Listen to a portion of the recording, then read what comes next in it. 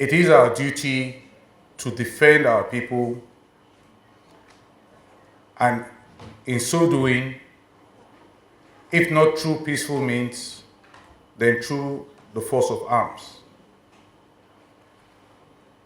Accordingly, on the 25th of December, a coordinated joint operation was conducted between the air component and the land component of Operation Fansanyama to destroy Lakurawa terrorist groups in their hideout at Gidan Bisa and Gidan Rutua in Jirukon Forest, Sokoto State. Prior to this operation, there was confirmed and heightened terrorist activities in the area. Accordingly, sustained intelligence, surveillance, reconnaissance was conducted for extended period of time to confirm the presence of the terrorists hibernating there, and to also make sure that those in that location were indeed terrorists.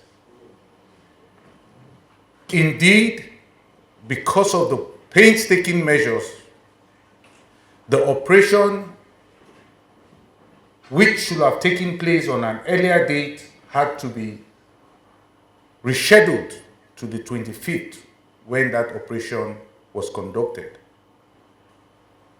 The operation was planned as a joint effort to leverage the air component precision strikes capability and the land component ability of having the boots on the ground.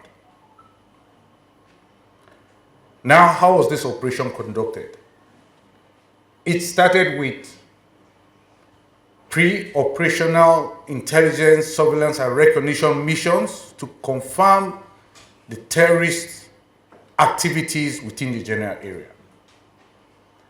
Thereafter, human intelligence were deployed and their reports collaborated the intelligence, surveillance, and recognition findings, emphasizing the strategic importance of neutralizing the location. Having confirmed,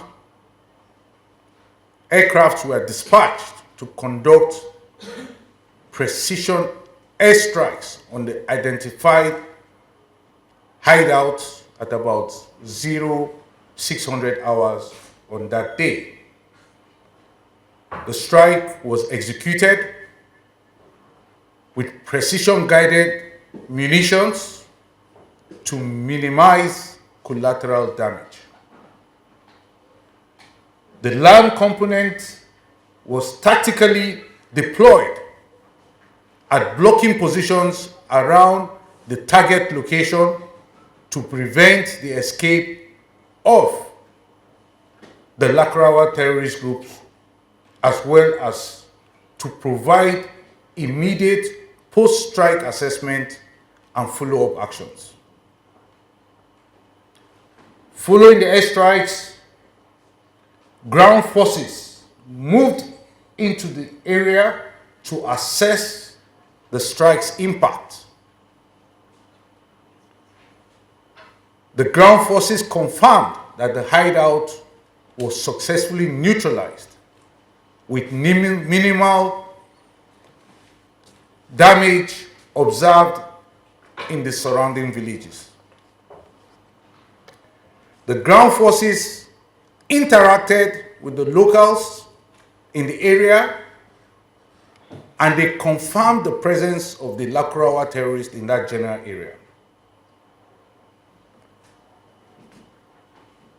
The ground forces also confirmed that the airstrikes achieved its primary objective of neutralizing the Lakurawa terrorist group's hideouts. The destruction of the key infrastructure of the terrorist groups was also confirmed, as well as the effectiveness of the strike was confirmed by the ground forces that were on site. Surviving Lakurawa terrorist groups combatants fled the area immediately after the strike, particularly as they had better knowledge or familiarity of the terrain. Others among them were neutralized. Locals confirmed that the Lakurawa terrorists stayed in the village and used the general area as a staging area for the conduct of their operations.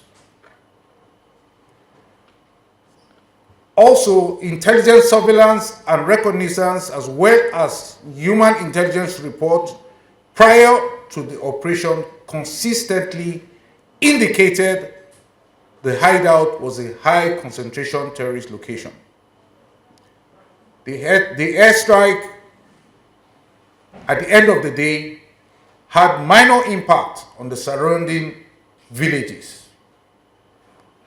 The airstrike indeed hit logistic base of the terrorists, which led to secondary explosions, and it was these secondary explosions that led to some casualties that was earlier reported. The neutralized Lakurawa terrorist combatants were burnt, indeed, beyond recognition, because they were hit directly by the strikes. It is also noted that the terrorists are known to blend within the local populace. We knew about this, and it is for this reason that we painstakingly made sure that we minimized civilian casualty in this strike. And because the terrorists blend among the civil populace, it is often difficult to differentiate friend from foe. In summarizing, I would say that troops target terrorists and not innocent citizens. Having said that, we must also remember that war is ugly and horrible in every sense. War is never beautiful, and it is the worst human endeavor ever. This is the reason we often come out and explain what we are doing in the field, knowing that by so doing, we have a better chance to deny the enemy to manipulate things and use it for their purposes or to their advantage. Every innocent soul lost in the course of our operation is a tragedy. And we do sympathize with their loved ones and their families whenever such occurs. But we must be reminded that our troops are very professional in their actions and are indeed turning the tide against the insurgents and terrorists. We encourage citizens and say that together we make extraordinary difference, even as ordinary people. We call on your support always. And we want to thank the people in that community that tremendously helped our operation to be this successful. We wouldn't have been able to do it without their cooperation and the intel that they provided us. Thank you very much. Started taking them out in the northeast. They started moving to the northwest. And when they were moving to the northwest, Okay. Yeah, because he is representing. I can see that most of your questions are all around the same thing. So,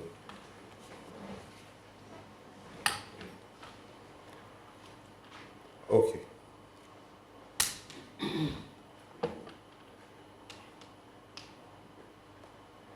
Okay, I'll respond by saying that the armed forces, we have a duty to protect our citizens, and it is for these reasons that we carry out our operations across the country to make sure that citizens are protected and our territorial and our territory and our territorial integrity as a country is also secured. Now, when we cannot do this through peaceful means, we have no choice but to use our military might to do it. In the incident that happened on the 25th of December, I've already explained that that operation would have taken place earlier.